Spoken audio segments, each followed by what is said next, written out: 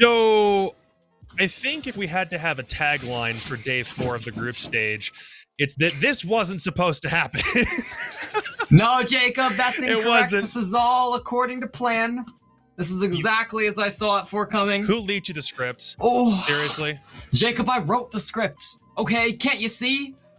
This is not random chance. Last time you were Use your draping head. the Canadian flag, wasn't that when Altiora won the SI qualifier? And you were just like, yeah, my boys finally did something. Yeah, I swear, that was like the last time we ever saw you with like the Canadian flag on broadcast. Hello, everybody. This is the Invitational Postshow. This is day 4. This is group stage. This is where everything kind of went to hell in a handbasket, and a lot of the underdog and dark horse teams kind of rose out of nowhere and decided to take today by the balls and prove that it was theirs. Like, what the hell? I think a lot of what happened today can kind of be summed up by don't give too much respect to the teams that you aren't expecting to do well coming into the tournament, because Parabellum had a day, Giants had a day despite not being able to win their final game, and I'm just kind of at a loss for words, dude. I really don't know what to say. Yeah, today was a fun one. I think we've got the standing, like, everything is crazy right now in terms of how the ties were. We had potential based on how these final games went. Based on how the last 2 games went, it was possible for all teams to be tied at the end of the day. Like, what? Yeah, that's really what we were looking at. And it's not far off from that right now. So there have been upsets like crazy. I think Group A is very, very sort of standard. You can see who's at the top, who's at the bottom. Group B, it is anybody's game. Nobody is safe going into the final day. Nobody is locked into any positions. It's crazy, dude. It's been such a good day. So TSM still being in like a second place finish is not bad, though what that does kind of mean is at this point OXG might end up being a bit of a sacrificial lamb, so to speak, because 2 straight losses on the day means that they and MIBR and Makers and everyone that has 2 losses now at this point are already going to be the ones that OXG now have to contend with because of how crazy today went. More specifically, Makers only had 1 game and they lost it. That was to Giants. Giants catapulted themselves from, I believe it was 7th into 5th, so they raised 2 spots. But Parabellum literally pulled the 0 to hero move, which no one saw coming. I think the only I don't believe I had Parabellum winning a single game throughout the whole tournament. I figured it would be Giants who would be making it out. PB would be the ones getting knocked out. Not to be in this case. That just shocks me, and we're probably going to be reiterating that throughout the entirety of the show, because why? Like, no one foresaw it, and I'm just stunned. That's it. There's nothing else to it. Right now, upper bracket is very realistic for Parabellum, right? While Oxygen are the only team without 2 wins, note that based on the future schedule, it's still very much in their hands. They have 3 winnable games coming up, and if they win, I would say 2 of them, they're probably safe for sure. If they can win 1 of them, that's going to throw the whole league into chaos, and we'll probably have a tiebreak. No matter how it goes, there'll probably be some sort of tiebreak between teams that have 2 wins. But it's so hard to theorycraft right now. Just know that it is up in the air. I would say for a rough estimate, you need 3 wins to be probably safe, right? I'd say some teams have already. Most teams are just 1 off of that. It'll probably be a team with 2 wins that goes out. But I think mathematically it is possible to be eliminated with 3 wins, depending on, how the circumstances go. That's true. Is your mic really far away from where it is usually, by the way? I wanted to ask because it sounds like changed. There's a crazy echo or something, but...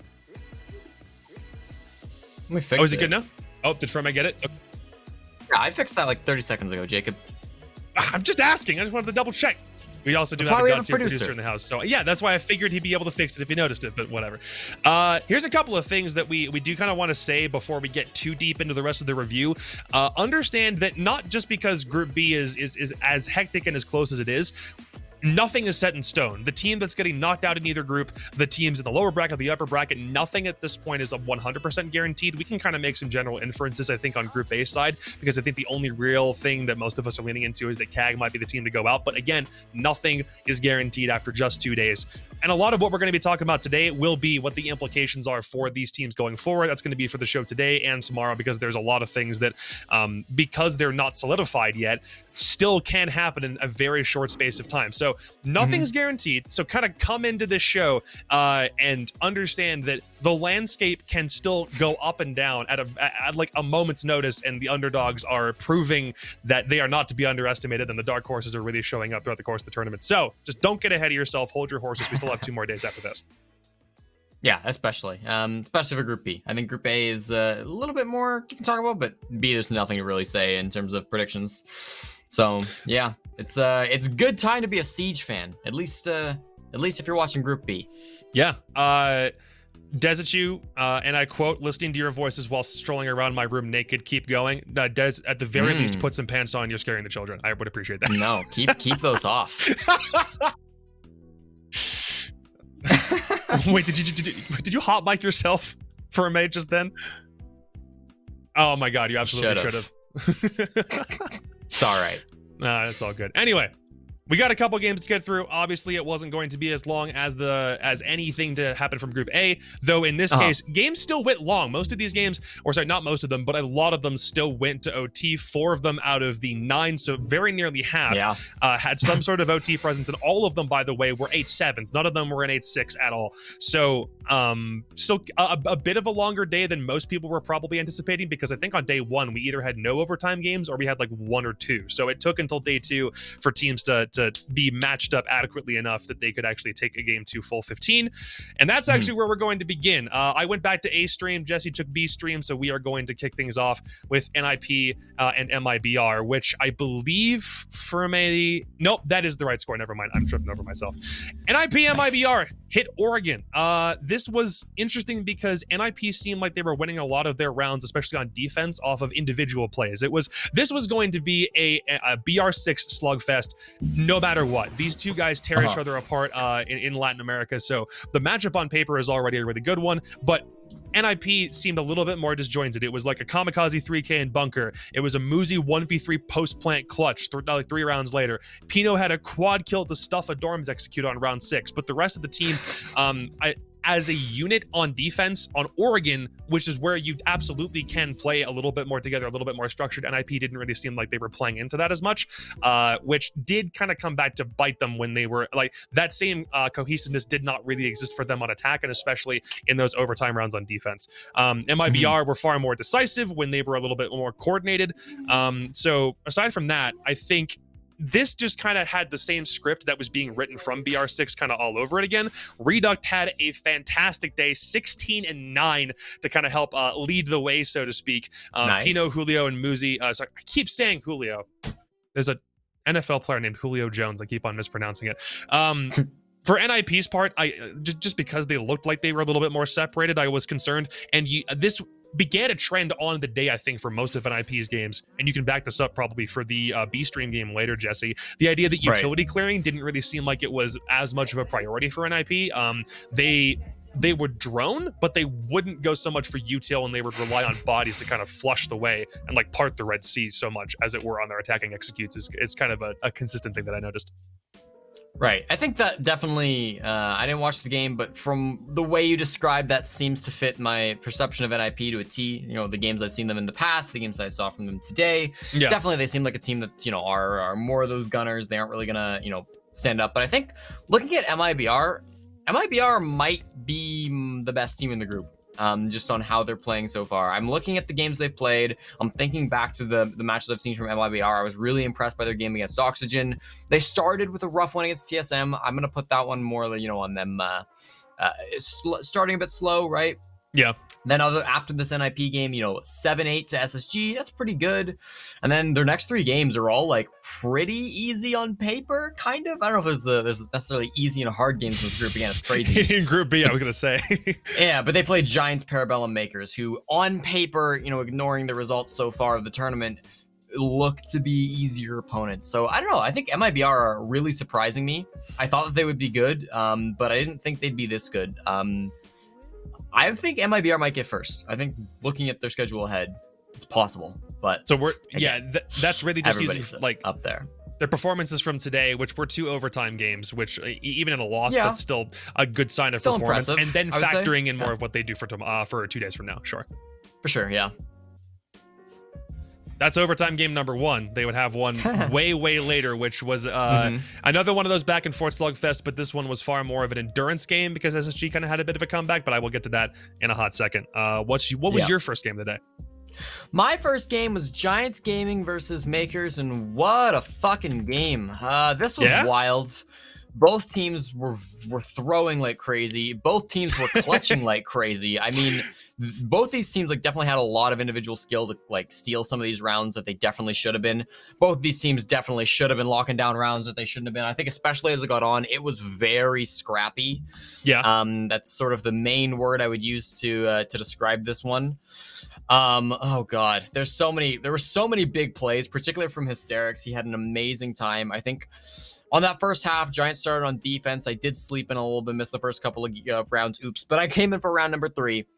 And yeah, there was some good clash play, I'd say, from Giants. They loved their clash. They loved their Mira. You know, they were rocking a lot of that, and Makers were definitely struggling. Round number 6 maybe was where that, shenanigans started, where it was a terrible push from Makers. You know, they spent all rounds focused on piano, and then they randomly, it's a lobby take, right? They spent all round focused on piano. Randomly, they go plant front door.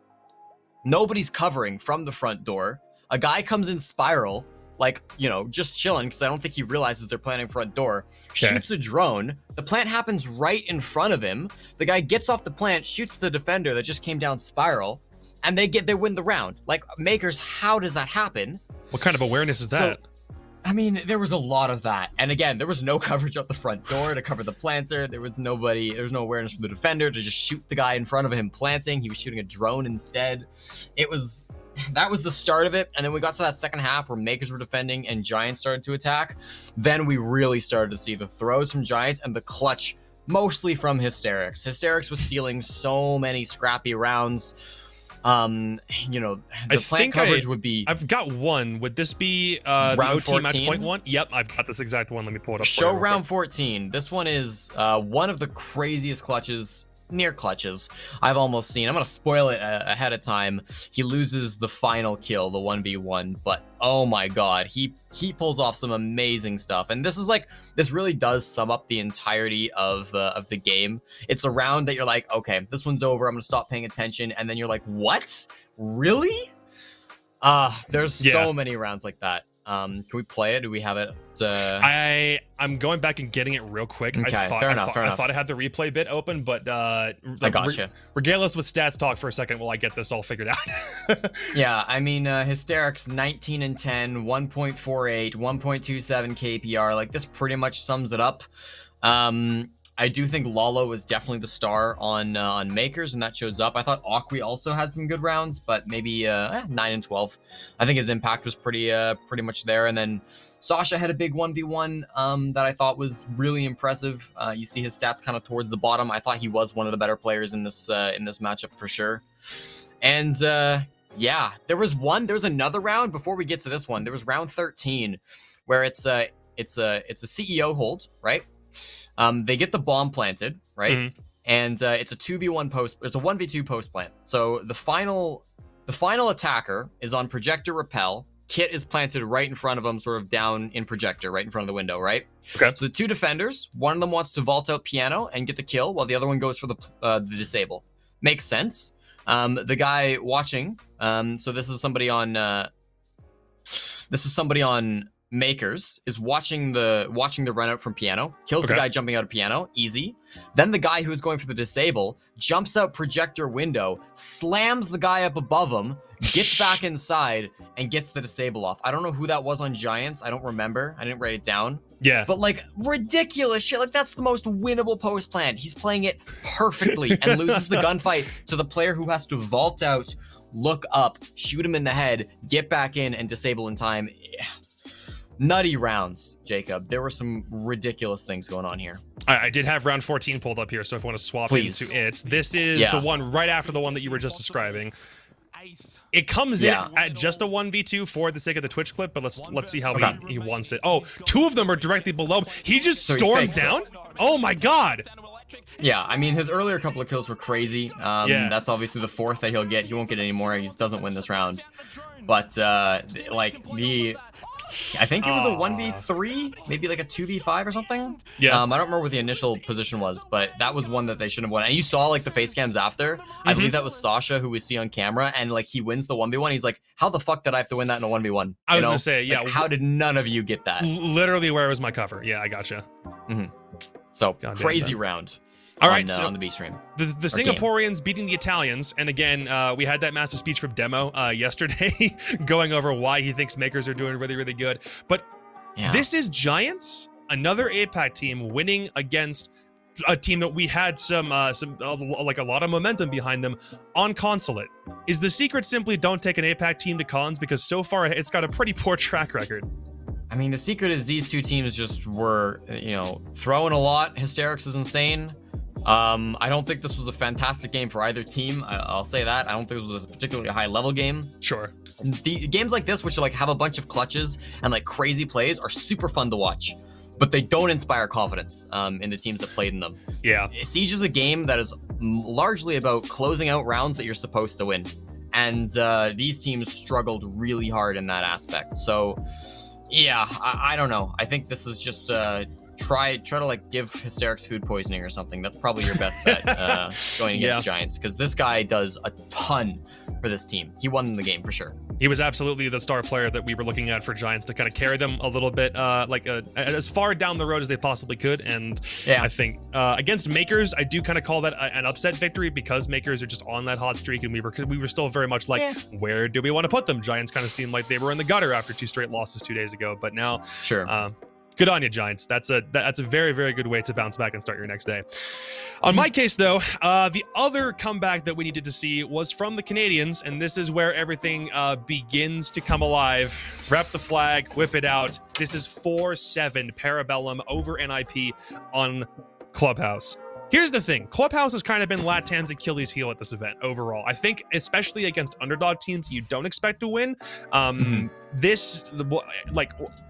the actually exact opposite example of that would be TSM defeating MIBR on this one only yesterday, 2 days ago. But still, the point remains, you really don't want to take, especially a North American team, to Clubhouse if you are Brazilian, and that was the case. But the reason why this was so interesting was because Parabellum were going blow for blow with NIP's aggression, and that's something that we know is very categorically NIP's character. That's what they do. They're going to play up in your face. They're going to take very early map control where they can, and then try to, barnstorm down onto the objective where possible. But they simply were giving too much ground to Parabellum.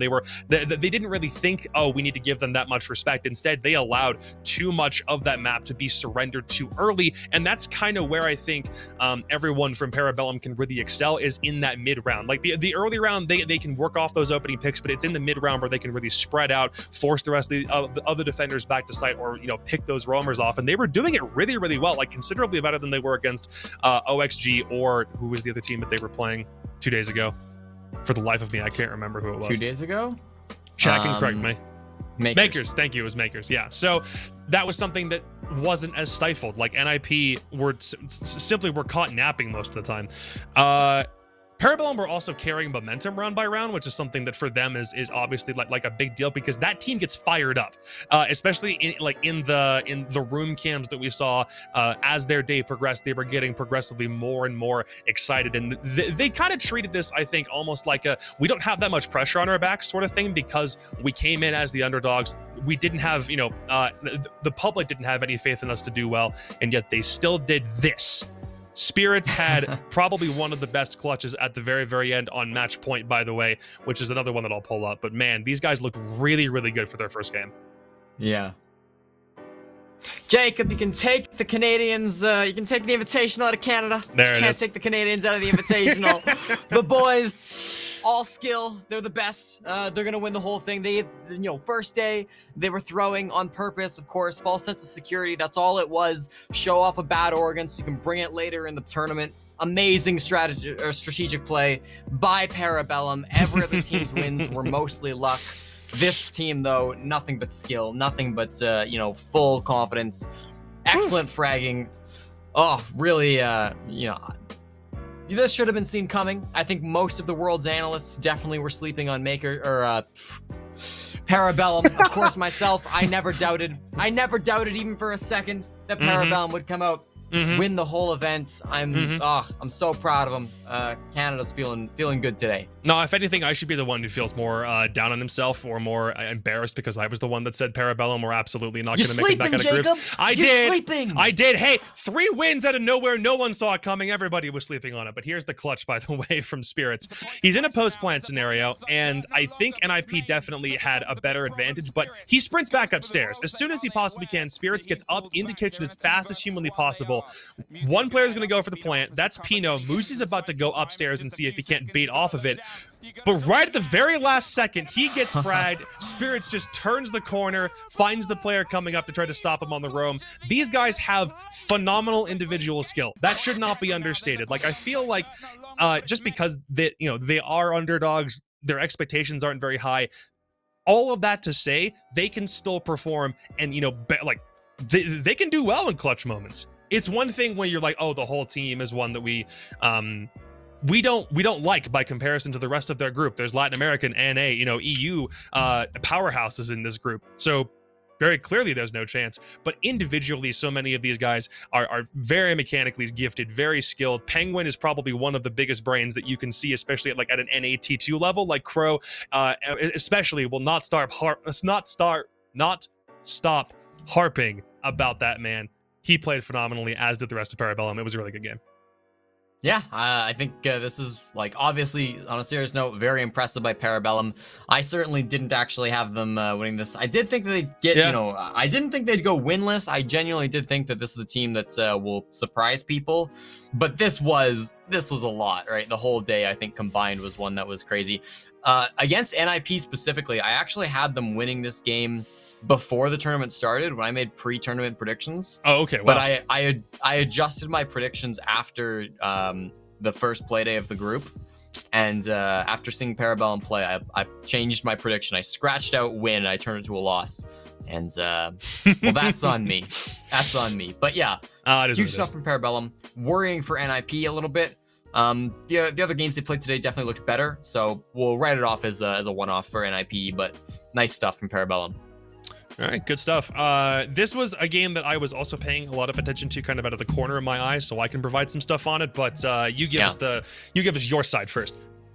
So, Giants versus Makers was maybe a game that both teams played pretty poorly. TSM versus Giants, I thought it was way better showing from Giants. They played much better. This is the best I've seen Giants play in 3 months. Well, before that even, a long time. This is the best showing I've seen from Giants. They really did step it up. TSM started with a lead. They were up 4-1 after 5 rounds. They were playing a lot of rat spots, to be honest with you. They played really well on defense. There were a couple of times where, Giants would drone something out. They'd get off their drone. They'd go to clear it, but that player had already moved, right? And the player on TSM, whether it was Gio or Bolo, they would just run to a corner and punish them as soon as they pushed. So I thought that TSM were working really well to make the drones of Giants work against them. We had Chala have some impressive plays, certainly. Bolo in Ouch. Yeah, that's Bolo and Chala definitely carried a little bit there. Bolo particularly playing inside of the bathroom on the top floor on Cafe. They gave him so much support, and it was a really cool way to hold bar. I've never seen anything exactly like this, particularly from TSM. They had a Rooney gates on all the walls and windows. They had a mirror window for Bolo facing into piano. They gave him ADSs. They gave him mute jammers. They gave him everything, because that is Bolo's spot. Is where he constantly is able to pop off and get kills and do really well. And so this is the map that I think in the NAL, TSM are known for playing really, really well. They love this map. I was vaudeving with Thomas, of course. Thomas in the regular season 7-0'd by TSM on this map. I was going to say, yeah.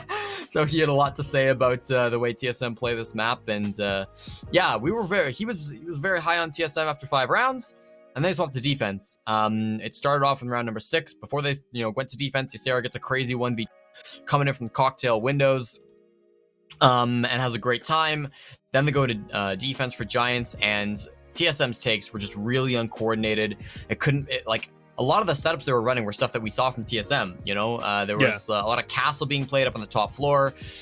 Giants were trying to, with some like, you know, pretty high level holds. I was really impressed with their holds, and TSM just didn't know how to deal with them. It felt like, despite the fact that, you know, they played similar looking holds on their half and previously in the season. So it seemed like they really weren't playing to the same level we know from TSM.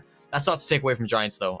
If I thought Giants played well despite winning, I would tell you. But I thought Giants played poorly despite winning, I would tell you. But I think they actually did play this game really, really well, particularly, you know, at the end. TSM almost clawed it back. They got that round number 11 after losing 5 in a row, but it wasn't enough.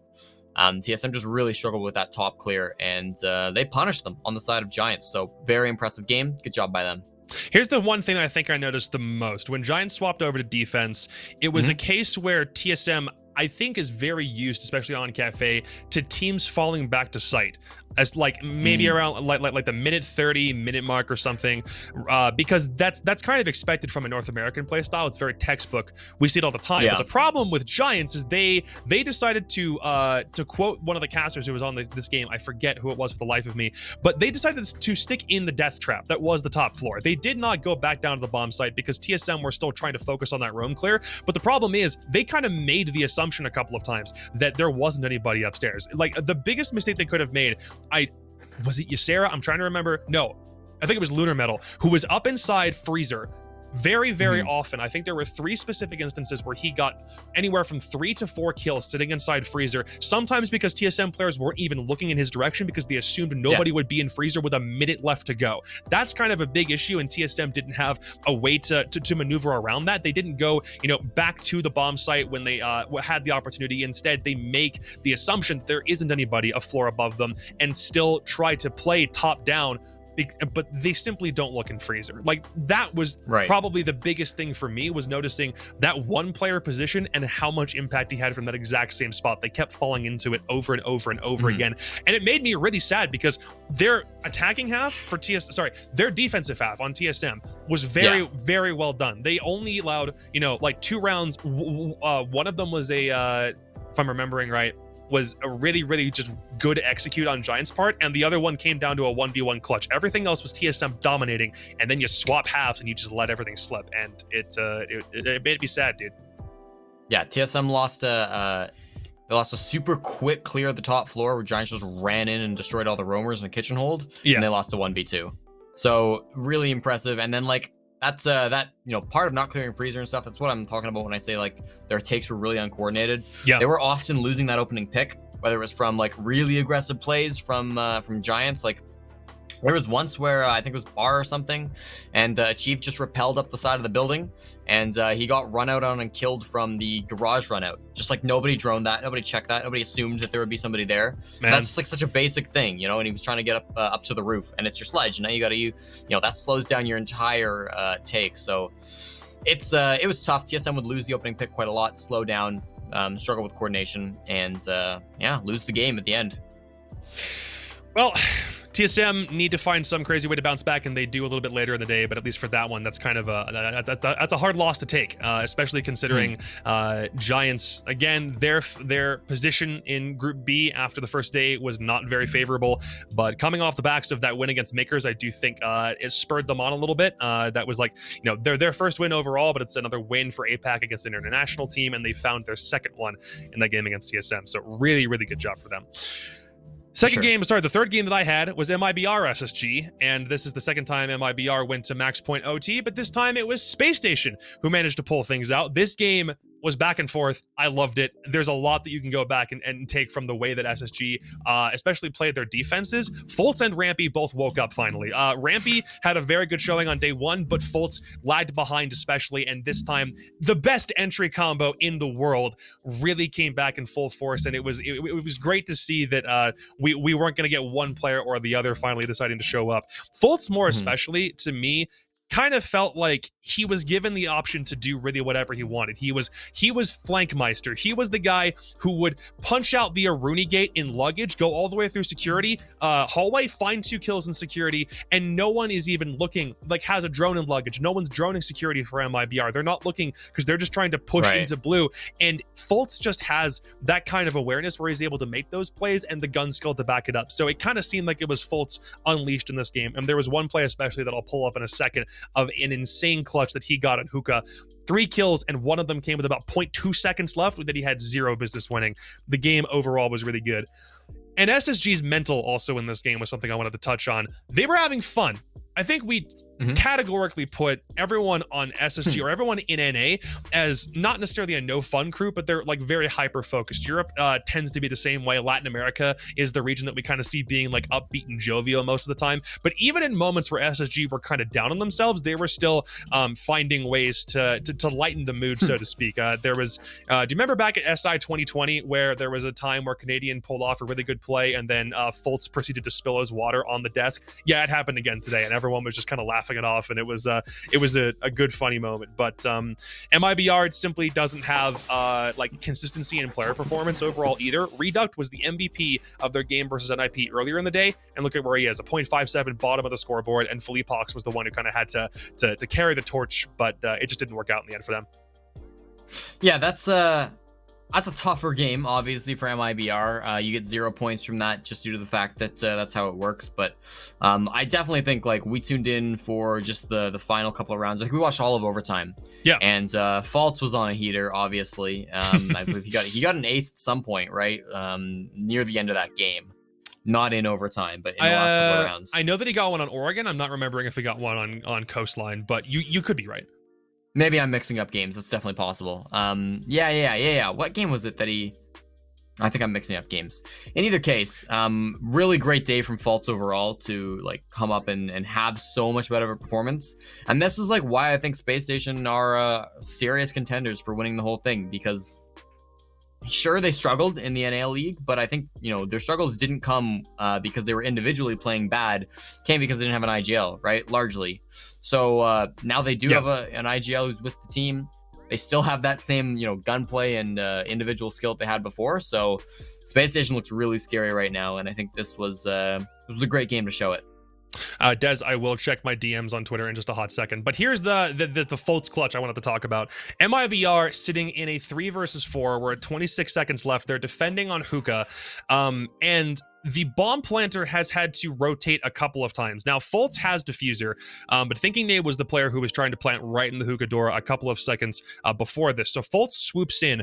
He, I think in this clip, either goes for the plant or has already pulled off of it. Now, you would think if there isn't a lot of time left to plant, he's just going to try and stick it, and you would hope that Canadian and Rampy can provide at least a little bit more cover at this point. Sorry, no, it was Bosco who was trying to plant it, wasn't Nade. But just watch Fultz and watch how he turns this from a 3v4 into a dub and forces OT.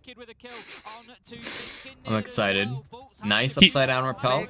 Yep. Wait, Fultz got both of those. Already 2 kills on the door. He was trying to plant in that exact spot right in front of the doorway. But watch the time keep ticking. Canadian and Rampy are going to try to provide some more cover. Philippe Hawks and Raps need to move. Raps does find the window player. Watch the timer. It'll be Rampy in a 1v1. He'll get him. He pulls off with a millisecond to spare and finds the wall bang. I don't understand how he did this. I was in bed at this point watching on my phone, and I did a full moment because I'm laying down. This is so good. How is this guy allowed to be this great? He's a gunner. That's why, dude. World champion. They're going for that second title, and that's sometimes what you got to do. Especially for such an important round, like forcing the OT here. That's crazy. It's absolutely insane. That stuff is ridiculous. All right, in the interest of speed running, what else did you have on the docket? I had Ninjas in Pajamas versus Oxygen. It was Spawny's favorite game. She's gonna come and explain this one. Come here, Spawny. Thank you. Yeah. NIP. Okay, never mind. She's welcome our actually. Oh, we had a third analyst for a second, and now she's gone again. All right, fine. Yeah. Yeah, I think she actually wants to be with Jess. We would just need Bellion okay. to complete the whole 4-person crew if she wanted to stay, but I guess not. That's fine. I think Auction took a long time to get going, right? They were playing pretty individualistic. This was Villa. They started on attack. Oxygen's rookies had some pretty bad mistakes. Kino had a nade that he missed in the very first round. That was like kind of a gimme, and he beefed it, almost naded himself. And so that kind of set the pace, I feel. And then farther off that, it did feel like Yaga and Kino were starting to shake, and it was getting kind of bad. And they ended up going down 4-1. Then things switched around. They managed to get their last attacking round at 4-2 splits pretty good. Auction started their defenses. And who else but the two rookies, Yaga and Kino, in a 2v5. Well, of course they win that one. NIP feed them 1v1s. They clutch it up. They play super, super well. And I thought this would be the turning point. I thought this is it. Kino and Yaga, they were really not having good starts to this game. Mentally, it seemed like they were off in the first half. But now, this 2v5, this has to ignite them. And I did think they started to play better. They started being less and less of the focus as they went over this defensive half. NIP started to steal the show more and more. Take a look at those attacking operators from NIP, and you'll start to see what kind of garbage they were throwing at Oxygen Esports. And let me tell you, it worked. The Monty play from Julio, finding a lot of success. Oxygen came out with some really creative stuff. They had like cool hold of dining with some some Goyo shields. They had some really fun, ways to try to hold different sites. But there was always a Monty on Julio pushing them. Psycho tried to play snipers. He did Glaz for a round, and they did Kali for 2 rounds. He had basically no impact, but the Monty was good enough. The Monty was good enough that it didn't matter that they were playing with garbage sniper rifles that added nothing to the round. So, solid takes from NIP. Again, very, very interesting, right? It's, again, NIP playing very different from what we're expecting in North America. Either it's super aggressive and, hyper focused on frags on defense or on attack. It's either focused on the frags or it's completely opposite direction. They're playing Monty, they're playing Glaz, they're playing Kali. And so that, I think, threw Auction off like crazy. I don't think they really knew how to deal with all of this aggressive play. And just struggling a little bit with those fancy pushes from NIP. It's hard to judge NIP because it's different from what we're used to, but it works. That's true. It's tough. We can't really judge NIP, but I do think we can kind of judge OXG a little bit. And in the NAL, for their own performance, they didn't really strike me as the kind of team that was really capable of a massive comeback. Like, you think SSG, TSM, like teams that have a little bit more of that kind of, I guess, flair are the ones who are capable of doing it. But for OXG, the fact that they were down 3-0 in this game at the very, very start and nothing was really going right for them. Trades were very awkward. They had Kino on Ash at the very start. He went like 0-2 or 0-3 through the first couple of rounds and basically had no impact. It's a case where you can like try to turn things around, but I don't really have confidence that OXG is kind of the team to do it in NA.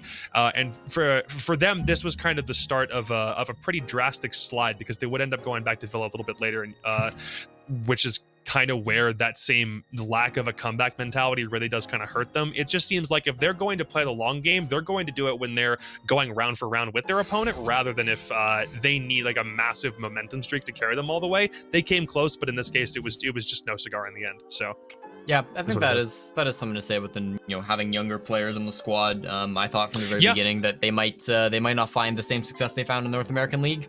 They have their bright spots, absolutely, but I do think that Yaga and Kino have been a little bit sleepier than they were in the NAL. They're still fantastic players, but I do think that like the pressure's maybe getting to them a little bit more than it is some of the other players that are more experienced. Give it a little bit of time. They can get like the land shakes if it's their first time, doing it internationally. Everyone else has obviously done it several times, but this might just be the case of 2 rookies in their first year, just not really being able to hang with the big boys. But that's okay. They do have tomorrow, and they've got plenty of games then. But before we get to that, this is the game that the watch party that I was in was going absolutely insane for. Everyone was a Parabellum stand, with the exception of Benny Au, because he was the one cheering for Space Station, like everyone else in Challenger League was rooting for PB. And guess who won? That's right, the Canadians over Canadian in an 8-7 fashion. Good freaking lord. So 4-2 defensive half for Parabellum on Oregon. That's pretty damn expected.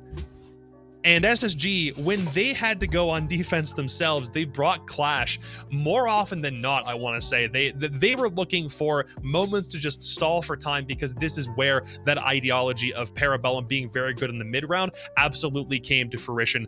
If they got opening picks, it didn't come, the very, very early on. We're probably talking like 2 minutes to a minute 30 is where a lot of the action in this game, began to come down. But then in those later executes, that's where, there was some concern that Parabellum probably didn't have like the experience to go up against this team and win out when they were looking for the plant to go down or find those last couple of frags. And they, Space Station were using the Clash to help alleviate a little bit of that, but ultimately 8-7 in that overtime period, that was probably some of the cleanest play you're ever going to see from Parabellum. They were using those opening frags, they were pushing in wherever they could. The only time I think they really screwed up is when they allowed, I believe it was, who was it? Was it Canadian and Bosco? Yes, in a 2v2 post plant, they're playing downstairs in Laundry, and the thing that Parabellum allows them to do is just scamper away. One person goes to bottom main stairs, one person goes to freezer. Their post plant positioning was on point, but the aggressive nature that we see so far from PB, they didn't go and try to stop them from getting into those positions first. They hung back. Both of them were in bunker at that point, and the plant's only a little bit far, like it's only a couple of yards away from them. So aside from that one thing, this game probably could have been an 8-6, but it did seem like Parabellum did try to play at least a little bit tentative rather than punching like SSG in the face over and over again, and ultimately it worked. It worked, and it worked well. I remember watching the auction NIP game, and it was 6-5, and Tommy was like, "Okay, NIP, just win this. I want to go watch Parabellum." And so we did go and check out the overtime once again. I think I saw the last couple of rounds. No, I think we more so watched the Giants game, because that one could watch a lot, but. There was a lot of Clash I was noticing for sure from Troy being played out, and personally I'm not a fan, and Thomas agreed.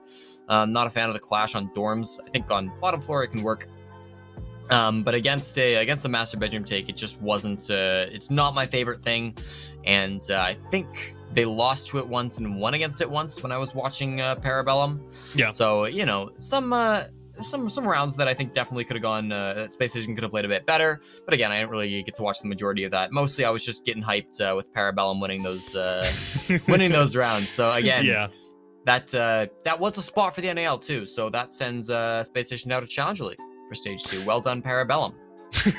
They've now, they get promoted. They defeated the runner-ups and the winners of the 6th Invitational 2020 in the span of about 3 hours. Hey, if that doesn't mean they're winning SI, I don't know what does. I was about to say, this means that we're going to see them go up against like Empire and BDS and slay out. I guess we'll find out as time goes on. But there were two things. That Reddit logic. I do believe Reddit analysts would say the same, indeed.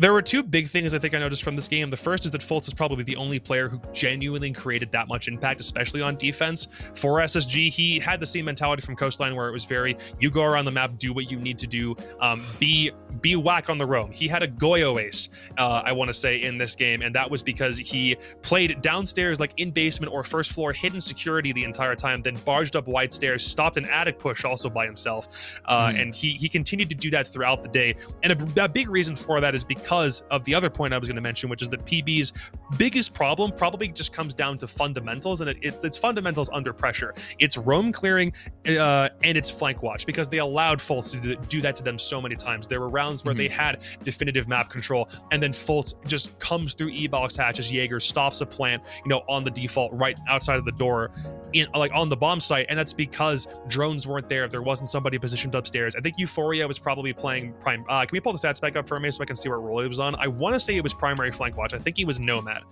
if I have it right. Yes, he was. So there were just a couple of times where I felt like on the flank, whether it be droning or it just be trying to, like sound cue, I suppose, it kind of felt like Parabellum were a little bit off their game. This could very well have been ended faster on PB's side had they just shored up a couple of those things, which is probably the one thing I'm a little bit concerned about, because that's a very fundamental aspect of Siege that you need to make sure is on point, especially for a world championship. But they still beat the former world champs and the runners-up of last SI all in the same day, so credit where credit is due. That's like the only real thing I think I can be very worried about for Parabellum so far.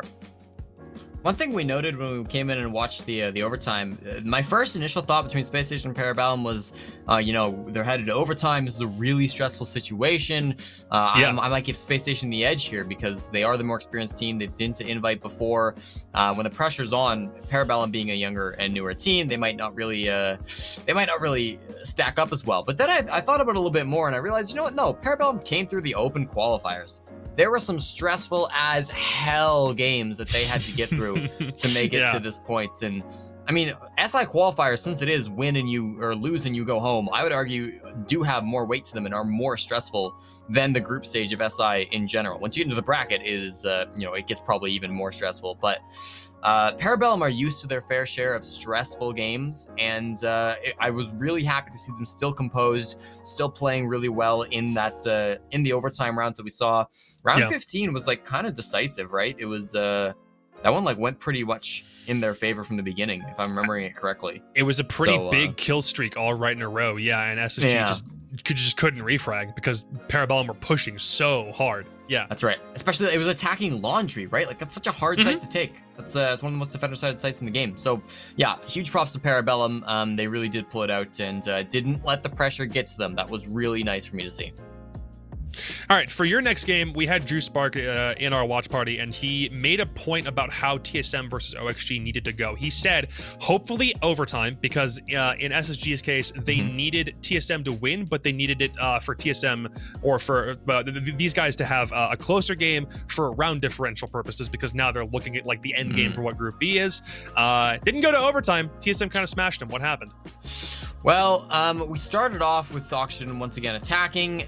They went back to Villa, back-to-back. And so this is a map that we looked back on Auction stats. They haven't played it in a long time. It seems like they were hiding Villa. Have they played it 3 times already this tournament? I think. They played it against Parabellum in day 1. That much I guarantee. No, that was Oregon. Was it? Oh, sorry. No, I'm thinking of Parabellum's game versus Makers. Never mind. I'm tripping. Yeah, you are. That's okay, though. That's okay.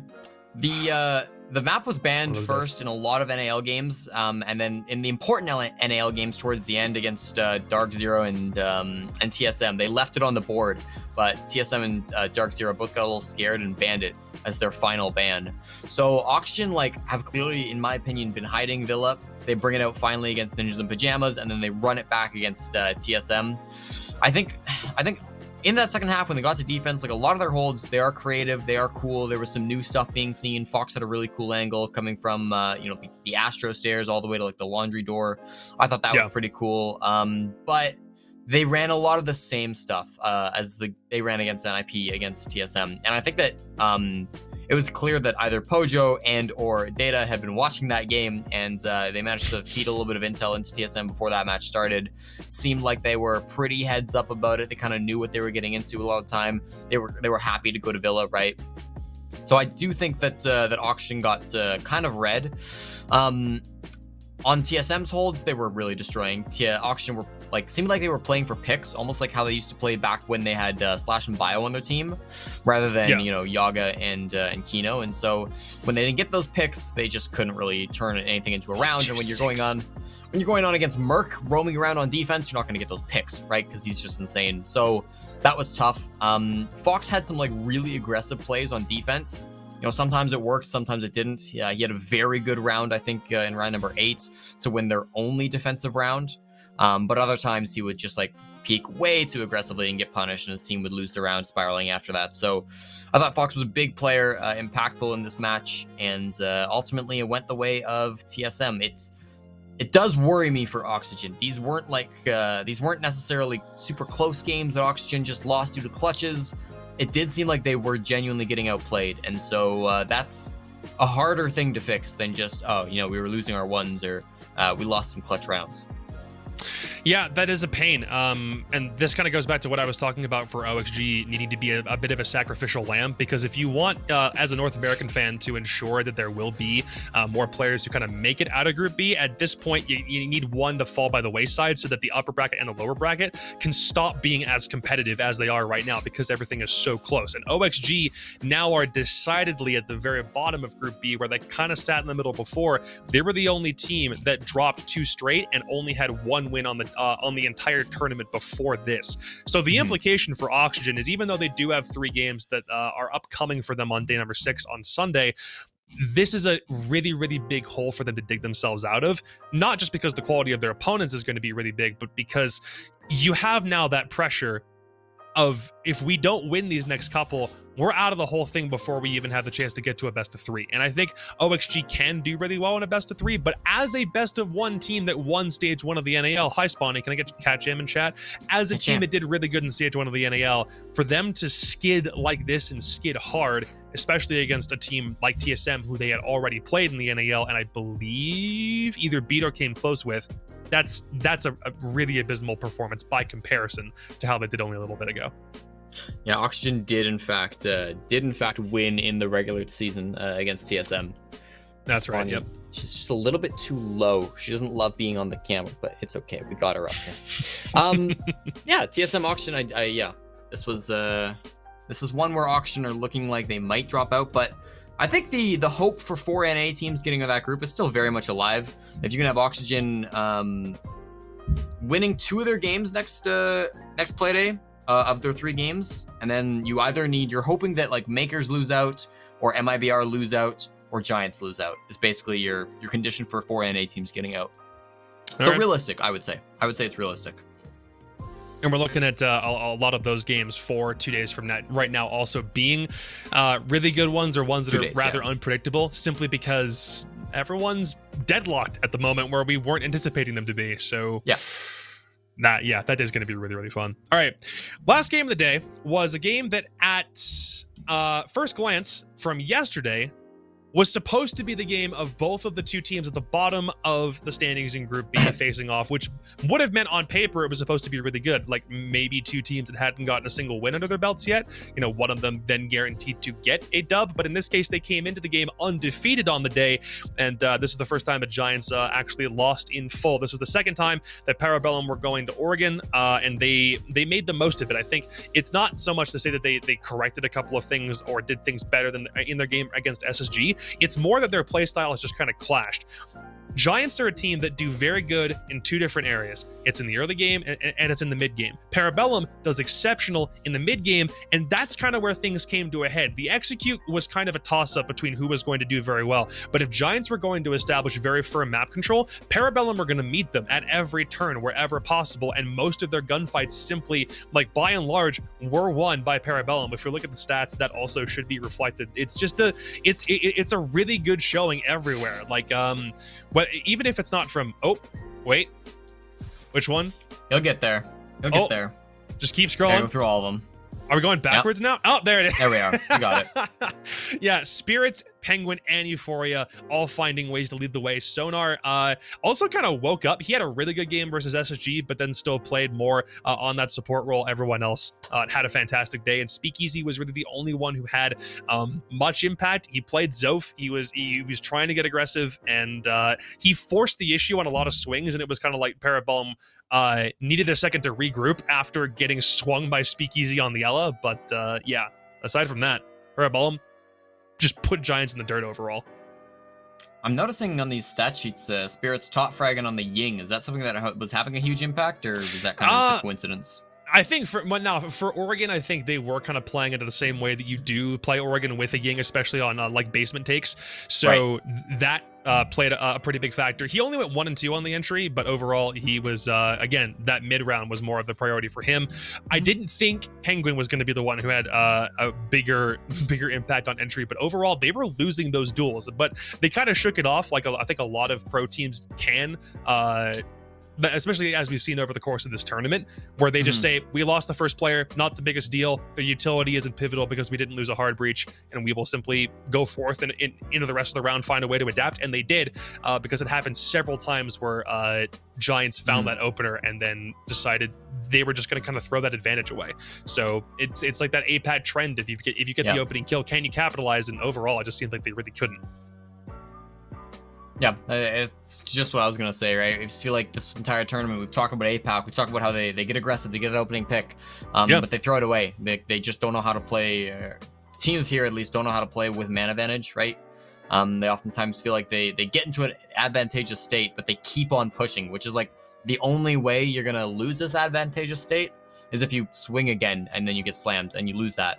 So, I do want to see teams, particularly the teams that aren't really performing well or aren't able to convert off of those opening picks, settle down when you win your openings and try your best to like calm down, stay alive, play with that man advantage, and hopefully win some more rounds.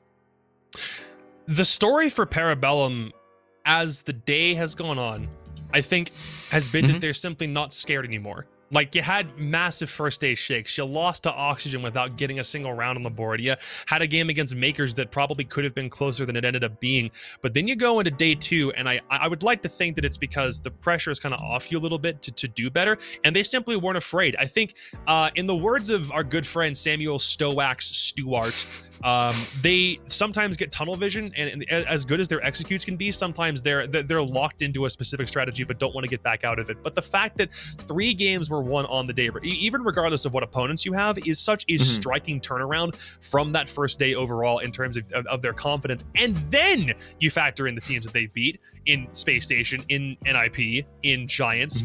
That's 3rd, 4th, and 5th now after the standings for day 4 are all said and done. That good freaking grief, dude. How do you go from 0 to hero that quick? It's I think it's just honestly a thing that the teams in this group are kind of unpredictable, right? I think like overall Group B is weaker than Group A as an overall like skill level. I feel like Group A has some of the best teams in all of Siege. They've got like BDS, Liquid, like these are squads that will consistently show up. I think there are great teams inside of Team B, but they're just more fragile. They're less consistent, like TSM, NIP, even like the top teams in this group, right? That you expect to do well. Space Station, even Oxygen. Yep. These are squads that throw more. They're less consistent. They don't win as many games as I think their skill level should lead them to be winning, and that opens up the angle for Parabellum. And it's similar story with the lower level teams, right? Like who did they win against today? Like, I guess they beat out 2 of the teams that I mentioned being really strong, but like the weaker teams in this group, such as Makers, such as Giants, definitely have that hole as well, where Parabellum can expose their weaknesses, jump in, and get a big upset. And I think it just goes to show anybody trying to call and predict Group B is in for a tough time. I was gonna say also, just for the sake of Twitch chat, to Spirits and to Kool-Aid, good fucking shit today, boys. Congratulations on a massive day. That stuff is ridiculous. And get Kool-Aid. Get Kool-Aid in the spot. Why isn't Kool-Aid in the corner? Okay, come on, man. Kool-Aid was not registered as like an official, I think, CL coach right before the stage for Challenger League began, which meant that he technically can't sit on the chair, which I don't get. Kool-Aid, correct me if I'm wrong. That is the story, right? Like, Crow and a whole bunch of other guys in the watch party I was in were talking about it, but you need to be in the damn chair. Like, if they don't let you on stage, if you make the venue, I'm gonna be sad. You have to be a CL coach too. Like, okay, if that's the rule, fine. Like, it kind of sucks, but like, I understand. But don't bring him to Paris then. Don't bait the guy. I know, yeah. You just flew to Paris just to sit in a room the whole time, and you can't even like watch it live. What the hell is this? Yeah, that's kind of dumb. Yeah, the caveat of needing to be a coach for both SI and for CL is stupid. I know, dude, you literally flew 3,000 miles across the Atlantic and you can't even be with the team in moments like that. Like, I'm sorry, dude. That blows so hard. But at least the food is good. Oh, man. Never mind. Wait, we're not talking a demo. Sorry, our bad. All right, so yeah, we had a look at what the standings looked like, but we do want to switch gears real quick. Let's get into the predictions that we've got for the next day, and then we will do a bit of a Q&A. We are trying to get out of here a little bit faster than normal. But this is the look for the final play day of Group A, and then everything's locked in. So a lot of what we predict here is probably going to have implications for what upper, lower elimination. This is where everything kind of comes to a head. So we're switching gears now, chat. Sorry, like Group B, obviously from today was a barn burner, but now we got to focus on this. Starting with Cloud9 versus BDS. Jesse, you go first. Lol, BDS. Come on now. Even if they go to Consulate, you sure? Yeah. Sure about that? Yeah. Yeah, 100%. Yeah. You're probably right. Yep, BDS does indeed take it here. All right, CAG, Empire, probably another basic shoe-in. This should be Empire all the way. Lol, Empire. Come on. Let's get some real games going, please. All right, fine. Liquid BDS then. Yeah, this is a real game. Thank you. Man of culture, I see. These teams are definitely gonna be a lot closer, at least on paper. It's best of ones. Those other games actually could go the other way. I was just kind of memeing. Yeah. But Liquid BDS. I'm gonna give this one to BDS. I think they've been more consistent. I've liked their play in the group stage better than I've liked the stuff from Liquid. I probably liked Liquid before SI started more than I like BDS, but I think BDS in the group stage have played better. I'm going to pick them to win this game. I am kind of on the same boat. I think BDS probably have an overall stronger map pool than Liquid have, and where Liquid have had weaknesses, they've shown them in spades. And I think there are a lot more battlefields that you can take a team like BDS to and get slapped on. So just because of that kind of versatility and the way that they can refresh themselves very quickly, and obviously their performance throughout the tournament so far, this is a BDS win for me. The next game, though, for CAG 1, is this the best chance that CAG have of winning a game all day? I think it is. Do they do it, though? That's sad when you're dead last and all three of your final opponents to save yourself are top 4 teams. Yeah, sorry CAG. That seems like an L. Team 1 should take that one. They look like they're playing a lot better. I'm gonna take that for sure. Yeah, if Alamau has a star day, then I don't really know if Anaton sticking the Monty is going to be enough to help CAG get out of tight situations. So yeah, it's Team 1 for me. Yeah. Liquid G2. God, I love this matchup simply because of the teams involved, but G2 has been having such a shit performance. Yeah. Liquid have been able to bounce back in situations where they're down more often than G2 can, because when G2 gets in their own head, it is just downhill and downhill quick. And G2, I believe, only have a win over CAG thus far. Liquid look far more structured, way more confident. It's the horses all the way. The first Siege event I ever went to was the Season 7 finals in Atlantic City, and I couldn't live with myself if I didn't pick Liquid to win it again against G2. Okay. Back then, when Penta Sports was still a thing, before the G2 pickup. I didn't even know you were at the Atlantic City LAN. I was just a lonely. I wasn't anybody at that point. I hadn't. I think I was a Go forecaster at that point.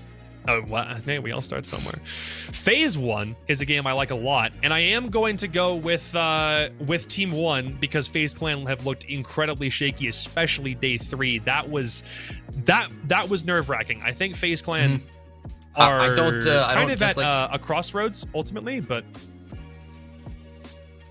don't dislike what? Sorry, you just keep cutting in and out on my feed, so I don't know when you're done talking. I apologize, Jacob. No, all good. No, I think Team 1 simply, from a consistency point of view, have the upper hand, and FaZe Clan, they get chalked so quick, and when they do, there's no real going back. Like, I don't know why we saw some of the things that they decided to do against teams like Cloud9, which was opening up a wall as Thermite and then just bum rushing in as Thermite as soon as the wall gets open. Like, that just kind of speaks to their overall state of mind, and for me, that is concerning. I don't think FaZe Clan get knocked out here, but I do think Team 1 takes this game. I think that's fair. I think this will be a really close game between Team 1 and FaZe Clan. I think both these teams are very strong, but I think FaZe Clan are going to be my picks in this one. I think this is the game that will decide who gets top 4. I think the winner of this game gets top 4. The loser gets goes into the lower bracket. Are massive, yeah.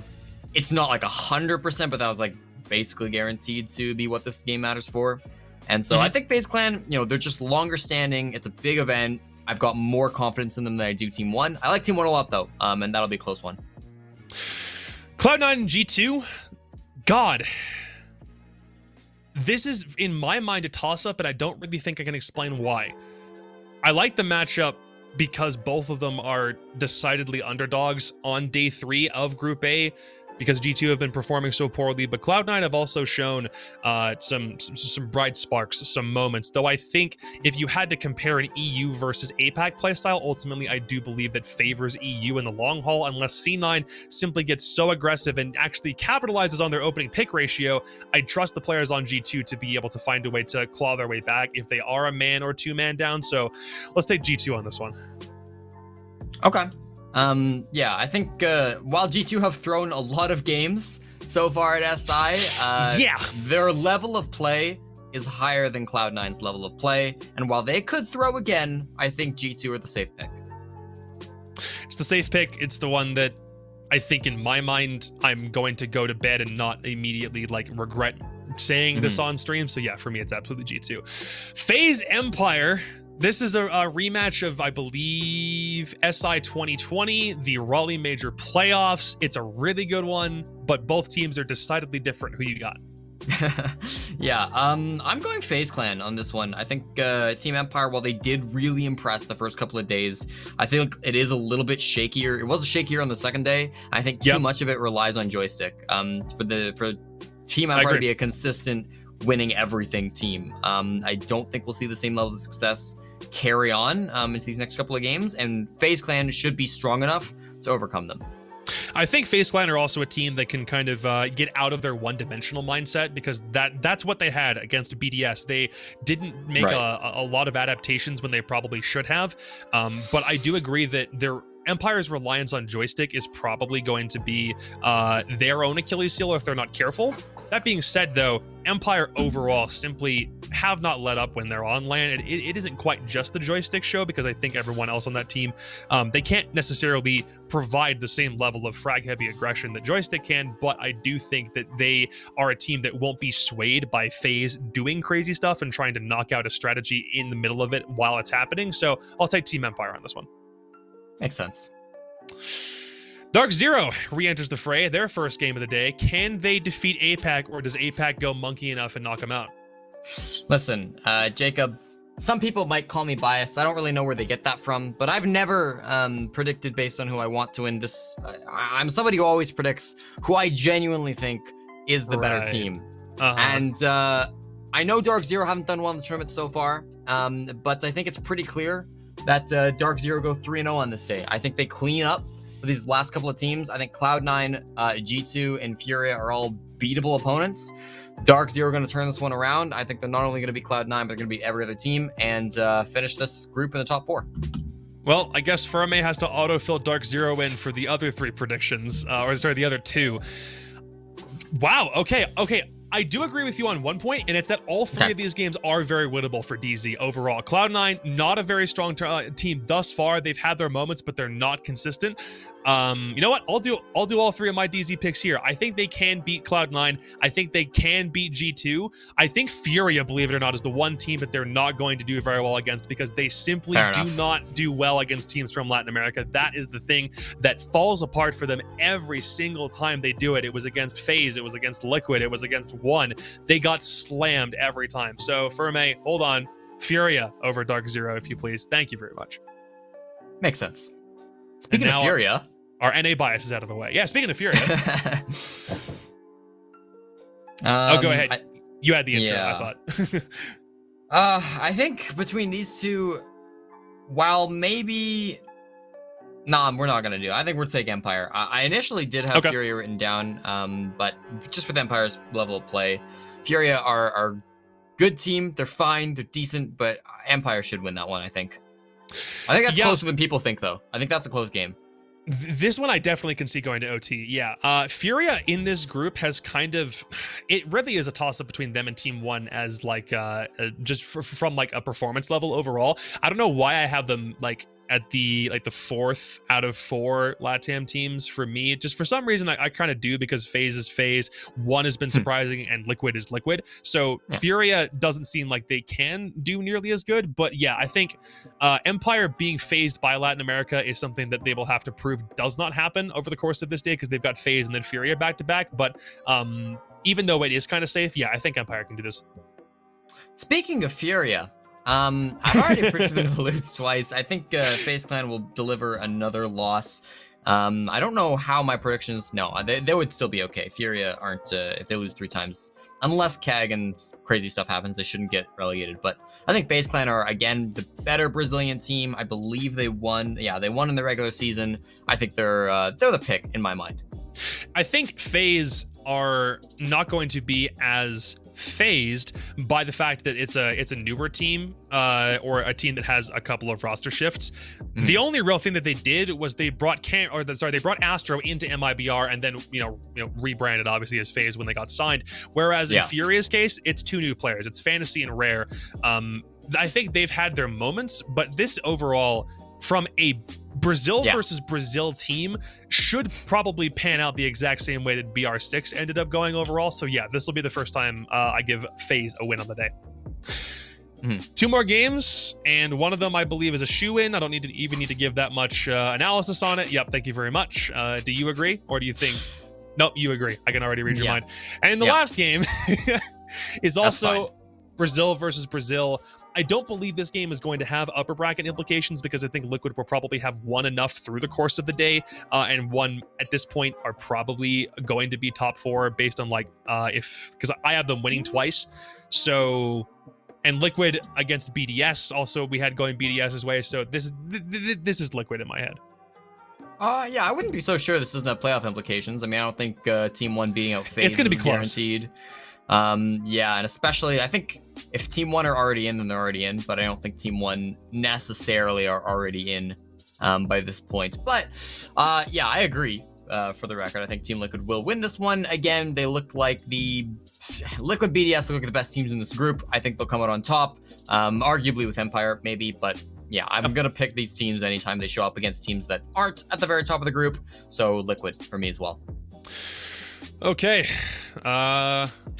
Someone tag R6 events in this one. Smile. 3, 2, 1. There's your screenshot. Okay, cool. I don't think it's that. I don't think we picked anything that crazy. Not really. I think the only real thing. Oh, sorry. 3, 2, 1. For me, guys, to take his picture. I banged my hand into the desk. I might have fucked that one up too. Tell me if we gotta go again. I think the only ones where we really differ are ones where it totally can swing. Like, I mean, what are we looking at? The Brazilian game of FaZe versus 1 is up in the air. Dark Zero and Furia. I think that I'm sorry, I can't pick DZ against the Latin American teams, especially with how their record has been thus far. Against APAC, against Europe, against NA, maybe that's fine, but against LATAM, no, it's been abysmal. But aside from that, it's all pretty close. Yeah. All right, chat, now it's your time. Q&A for a little bit. We're obviously trying to make sure this episode doesn't go on as long as the other 3 have so far, but if you've got questions, throw them in there. If it's about TSM doing bad, if it's about Giants doing good, if it's about Parabellum doing amazing, whatever that might end up being, throw it our way. We'll answer a few. I think Parabellum will be the 10th team in NAL. I have no idea.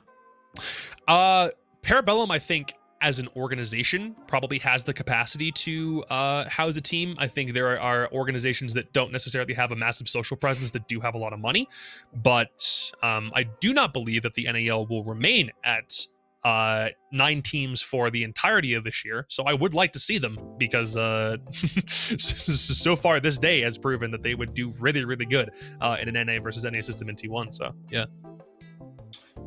With more and more time that's gone on, it feels like hot and cold replacement on DZ was a mistake. Is it too early to come to this conclusion? Nope. I think it very much looks like a mistake. Not to hate on NJR. I think NJR is a very good player, but hot and cold is missed on that team. And maybe in the long term it's the right move, but for now I think that's definitely a bad time. I saw a Reddit post last night that was kind of summarizing a conversation that Hot and Cold was having in Super Stream from last night. And I believe the general idea behind the removal of Hot and Cold, he knew about 2 months in advance, and it was a decision that was, I believe, more made from somebody in a general manager's position, which in this case I believe would be BC, if Hot and Cold's side of the story is to be believed. And there were a lot of vouches on the side of Dark Zero players for him to stay with the squad. So I don't want to call it like an unpopular opinion from the team side, but it does kind of seem like that. And NJR coming in isn't a bad pickup, obviously, but you still are having so many role changes even during the 6th Invitational that I don't think you would have had if Hot and Cold was still here. Like, it would have been a lot more set in stone. It wouldn't be doing things on the fly or doing what seems like experimenting where it doesn't need to be happening on a world championship stage. So yeah, I think Hot and Cold with DZ might have meant they were progressing further in this tournament, if not the NAL as a whole too. So do you want to take a question? I picked 2. Yeah, let's see. Do you think TSM lost to Giants because Giants played so much more different compared to other NAL teams, such as how Giants held the upper floors instead of rotating back to site? Yeah, no, that was the point that I touched on directly. I think TSM had the expectation that Giants would not be holding on to floors above the bomb site for as often as they were, and so kind of made the assumption that their roams didn't need to be liquidated, but they still needed to be because there were players that were holding power positions on Giants that were finding really good frags, and overall their roam clear and their droning could have been considerably better, and because they weren't, Giants won. So yeah, I think that's like a solid theory. We can't really know, but I think there's a good chance that played a part in it. Obviously, like TSM came into it knowing they were going against an APAC team, not an NA team, but I think those tendencies can sometimes trip up teams without them really realizing it, or at least not realizing it until like after the fact, you know? Yeah, for sure. It's not like you're expecting every team to follow, or every region, every opponent that you face to follow the exact same rule set or the same patterns or routines or whatever it might be, but that's still a pretty drastic oversight if you don't catch it. So I agree. At Democast, what is your thought on me predicting G2 to lose so they'll win? Stupid, unless that is actually Shas's plan, in which case, congratulations. Also, Demo, that speech about Makers yesterday was so good. They didn't win today. No, they didn't. I feel slighted. I feel cheated. I mean, they did come close. I would argue they didn't play very good, but they did come close. So maybe he just needed to rant a little bit longer. If he added like 30 seconds to that speech, maybe they could have got it. Because 7 rounds against Giants is it's impressive for a team that, again, isn't even in Challenger League. So yeah. I think TSM will make it out of BO3. I don't know what that means necessarily, but I think they'll do better in best of 3s than they have been in best of 1s. Considerably better. I think the map pool is just like being able to ban out 3 maps can cover up weaknesses for a lot of teams. And I don't think TSM has those weaknesses.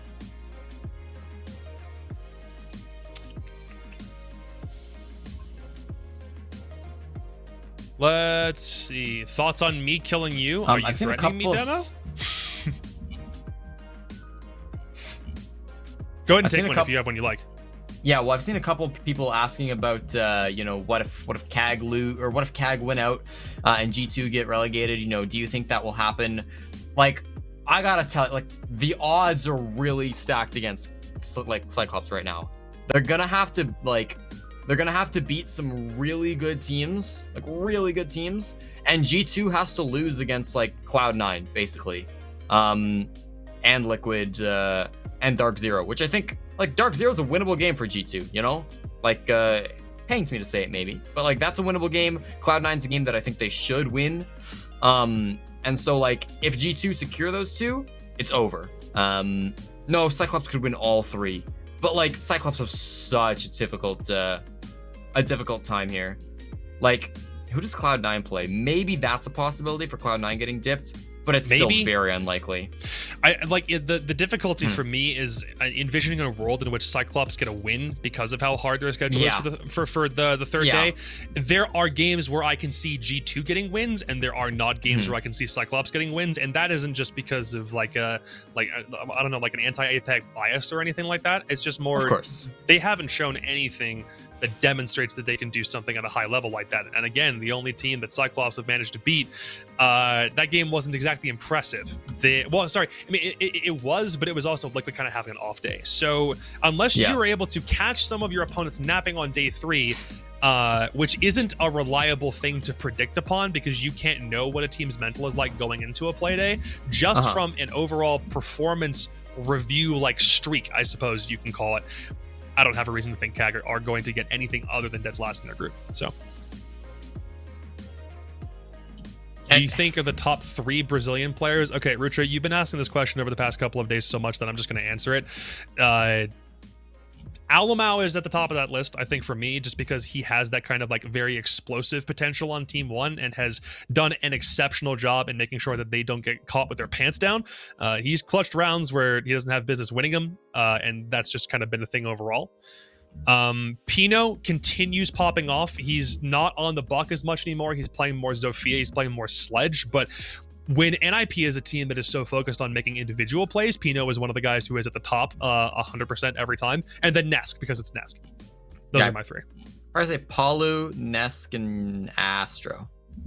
Just Astro, okay. Off the top of my head. I think those three. I mean, to be fair, those are three very legendary names in Brazil, so I can't fault you for sticking with the guys who have always consistently done well. Exactly, yeah.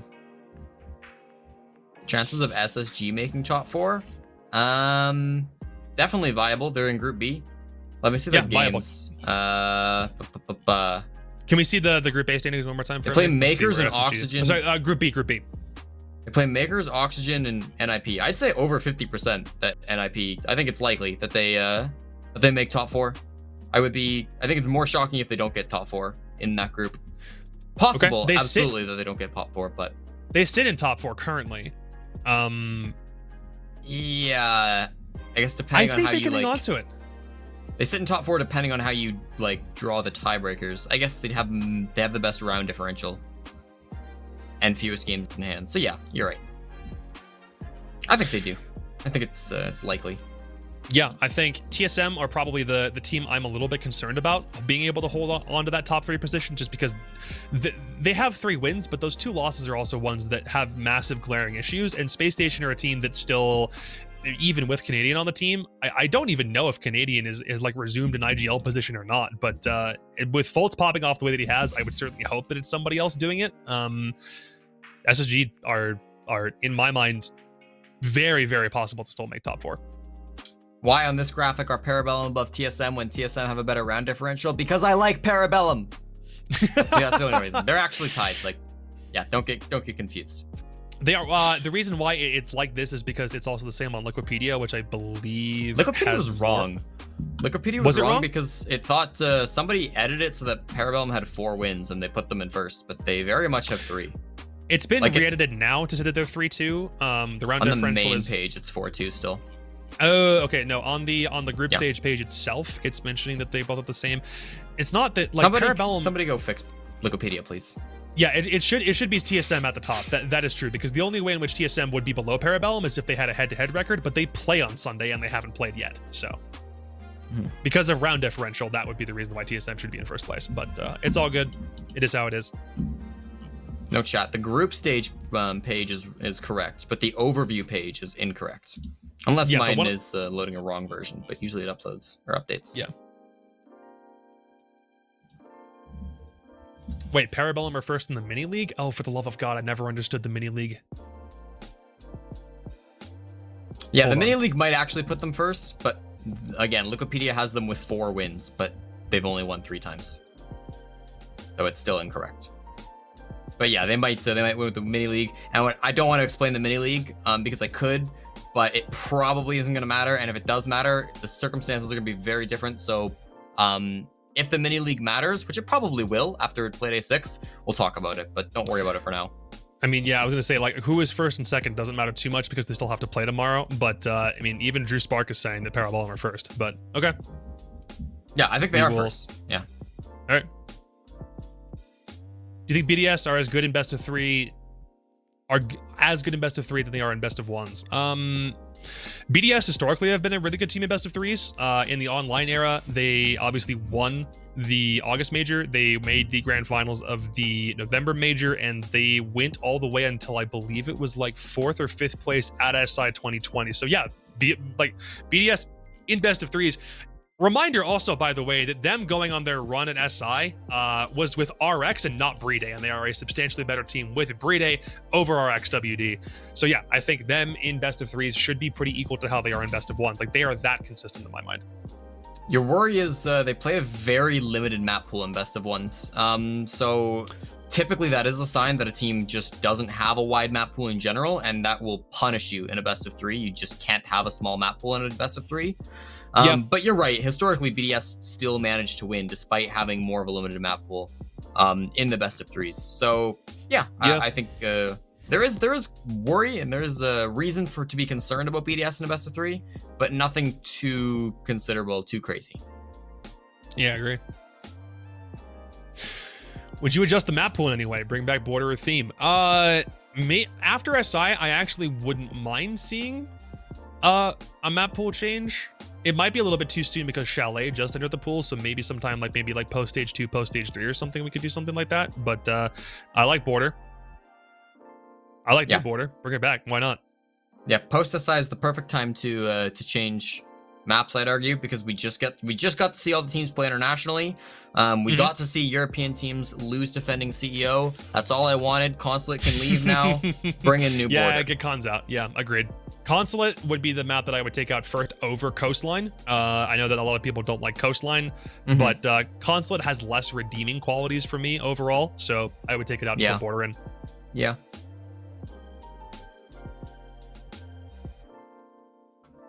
Why are Brazilian teams having problems against APAC teams? Because in both cases where an APAC team has beaten a Brazilian team, it's been on... Wait. No. It's happened in two different places. It's happened when Cyclops defeated Liquid on Consulate, which is why we were like, oh, don't take APAC teams to Consulate, because they also, Giants would also win on Consulate today. But the other time was Cloud9 versus FaZe. That was on Club, and that was FaZe kind of throwing things away as C9 built momentum. Cloud9 should not have won that game. I want to state that unequivocally. They sucked at breaching. They sucked at util clear. They were fragging. That's why they won. And against a Latin American team, you would expect them, you want the LATAM team to be the one pulling the trigger more often than not, but it wasn't to be. So Cloud9 had just had a very, very good day, but then CAG against Liquid on Consulate was a different case because they simply have the record on cons. You just don't take them to it. And I'm running the math. I think Brazil does have a better win rate against APAC than APAC has. You know, like there were two big games, like just because like the only games like APAC were able to win were against Brazilian teams. That doesn't mean that there were no Brazilian games or teams that were able to win against APAC. Like there was like, go through Wikipedia, you'll find, I think, more examples of Brazil beating APAC than vice versa. I think so too. And even if only by the virtue of there being less APAC teams and more Latin American teams, the win rate will still substantially be favoring Latin America over Brazil over time. So that doesn't hold necessarily. No, it would be average. Average skill of teams would still work. If you have like two, if you had two Brazilian teams and you brought 5 APAC teams, you'd still anticipate that Brazil would have a higher win rate. Yeah, you would still anticipate it. That's true. We did plenty of that in preview work before the event started in the first place. So yeah, it seems like it's mostly holding true. Yeah. What do you think about the number 1 team in Group B having lost 0-7 to the bottom team in Group B? Yeah, that's it's crazy how Group B has shifted gears over the course of just one day. The fact that OXG's win, their sole win, has come against a Parabellum team that had the land shakes on their first day is not a confidence setter. I don't believe OXG have really been able to find their groove thus far. The 2 losses that they had today definitely demonstrate that they can fight back, but like the fact that you had a better record against an international opponent than you did against a regional opponent, like you had 2 more rounds on NIP than you did against TSM, and you play and see TSM more often. So from a mindset point of view, I would hope that it might just be a case of them having 2 new players on their squad attempting to get used to playing LAN against international opponents in a different setting that isn't Las Vegas, but I couldn't even really tell you why they're slumping right now. Yeah, I think it's like the new players combined with like just the international setting and everything. Would Fnatic or Knights have been a better chance of winning than any teams at SI? God, that is... To put teams like that into a setting like this is a hard thing to do, especially since Fnatic or Knights weren't going to go to the event. I like to think of it more if VP or Wildcard were in this and how it would look like. Because Jesse and I think, both agreed that Virtus Pro were absolutely going to be in contention for top 4 in Group B if they were able to make it. Wildcard, I had a little bit lower on the scoreboard. He had them a little bit higher. And there was more anticipation for what they could do before it was announced that they couldn't make it. So I think it's weird to put Fnatic or Knights in a position like that. I'd rather think about the hypothetical of the teams that had qualified, but again, they're not here. So it's still kind of a doesn't even really matter sort of scenario to think about. Yeah, I mean, I think Fnatic and Knights are not teams that I think incredibly highly of. I don't really remember. They both got into the upper bracket finals of the APAC playoffs, but like, I don't know. I don't think either of those teams would do super well. Like, they both kind of go close with CAG, and CAG is arguably the worst team in the tournament right now. So I don't think either of them would do very well. I think they would both probably bottom out either of these groups. I've got respect for Fnatic overall, but Knights doesn't have anything close to international land experience on the same level as Fnatic or at the same level of most of the teams that are in the tournament anyway. So if Knights were here, I think they would have been shoe-in probably for dead last in the group. But Knights beat Fnatic pretty bad in the APAC playoffs. I think That's true, but I think as far as like evidence is concerned, Knights look like the better team out of Australia. Knights look like the best Australian team right now, based off of results. Would have been wild card if Diesel had not needed to exit that team or very, very quickly, but yeah. Probably.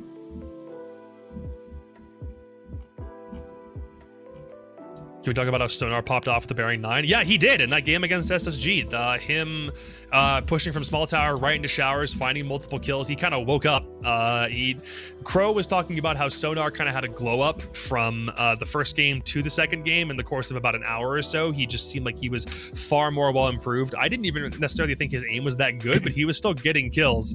And he forced SSG into a really, really bad position as they were trying to hold showers and the entirety of Z. So yeah, he did really, really good today. You seen a question here that you like? I don't think there's anything that stands out to me. All right, Chad, dig deeper. Find one more question. One more really good, thoughtful question. Let's see. How do you think the other NA teams would have done here? Probably well. Somebody memes I know on Twitter that that this tournament is perfect for North America, because if North America loses, then that's okay. We didn't send our best, so you couldn't expect us to win anyways. And if North America wins, then goddamn, the rest of North America must be fucking fantastic, you know? You'd hope so. Yeah, I think particularly like in group stage, we've seen like Sonics destroy, but so did Oxygen, and they're still at the bottom of Group B. So it's really hard to say. I think Sonics did have a really high level play this season in the NAL. I don't think any other team probably would have been contestants for at least like winning the whole thing. But like I could see Sonics topping out Group B and definitely getting top 4 in Group A. I actually did have, I think I found the last question that I wanted, and it's not just because I'm friends with the guy, but it does come from Drew Spark. Thoughts on the variety of ops shown at SI? Only Finka and Fuse out of the entire roster seem to have had no play so far. Yeah, every single other op has seen use in some capacity, even Tachanka on defense. I think you mentioned he was used like yesterday, like in tandem with a smoke. Yeah. But only for one round, I want to say. Like there are, what are the other like odd op picks? You saw Cav being run by Oxygen. That happened once. That was a really bad round, and it wasn't used like at all. Yeah, I think she was the opening death several times, but that's because Ying has been also used a couple of times. Capcan. What else have we had? Capcan would be a weird one. Yep, a few times that's been used too. I think Monty. Most of the time an off-meta op has been used, or ones that simply are very underutilized. I think it's been met mostly with success. Yep, Glaz was used today, I remember that. Oryx being run actually isn't as weird of a pick as you might think, especially for maps that have a lot of roam potential. I think Latin American teams have mostly used it on like Villa and Consulate before, like especially from... I don't want to put words in the mouth of any teams that may or may not have used them, but I do know that I've seen Oryx used on both Consulate and Villa to varying degrees of success. Yep. Coastline Amaru used. Amaru was used on that one play that Demo wanted to highlight yesterday, which is just the stupidest use of Amaru I've ever seen. But yes, that also worked. Yeah, I think. Nook. Yep. Well, yeah, Nook got used once, I think. Nook was used a lot in the NAL though too, in Chalet. But I think in terms of like strats and stuff, like we see so much new stuff happen and like come out and get tried at SI that teams have been saving for the last 6 months or so. To some extent, maybe that's an exaggeration, but teams have been saving up strats for this, right? Teams have been prepping for SI. They've been bringing out, their best analysts, their best strat makers, and I think it shows when all of the best players in the entire world come together. They'll come up with some pretty creative stuff. So yeah, it doesn't surprise me at all that we're seeing a wide variety of operator usage. This is the environment in which you want to see new ops too, because this is where you need to surprise some people and do things that you haven't seen before. But it's also not to say that like you can't use new operators in like your league context, like you can only use Nook in the NAL. No, you absolutely can and should be using her here, as is the case with a lot of other operators. So, all right, that'll do it for us, I think, for the day. Jesse, any thoughts before we wrap up? Twitch.tv/JessieJChick. Make sure you come watch the games live. We got Hot and Cold tomorrow. Going to be VOD reviewing the A stream to cover up a couple of the Dark Zero games. So if you want to see what Hot and Cold thinks about Dark Zero's play at the Six Invitational, you better come check it out. Twitch.tv/JessieJChick. That's all. Twitch.tv/JessieJChick. Go follow him right now. There's 300 people here. Go follow Jesse on Twitch right now if you have not already.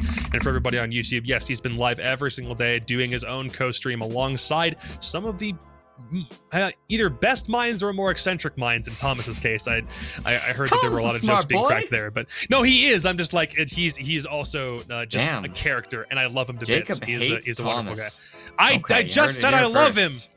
Wow. Okay. It really just is what it is. Anyway, the implications for the next 2 days are pretty damn massive. We lock in the upper bracket participants, lower bracket, and knock somebody out of contention for Group A tomorrow, and then we do the exact same thing for Group B. And everything is about to come to a head. We are in the final stretch of the group stage, and then we have a 2-day break after 2 more days of group play, and then 5 more days of competition for the playoffs. For Jesse and myself, for me, thank you very much for joining in on this one. And also bear in mind that we do have Challenger League running at the exact same time tomorrow and Sunday, because we had a lot of games that we had to get through. So as soon as the Invitational itself is done, we'll be having a lot of North American CL games that you can come and watch. So twitch.tv/R6esportsNA. I keep hyping it up on the main channel, but please go there and watch a lot of that too. And follow Ferme on Twitter. He is also plugging his own Twitter. The man, the myth, the legend behind a lot of what you see on broadcast is coming from him. Thank you guys very much. We appreciate you. Invitational Postshow Day 4 is done. And yeah, that's it. Bye.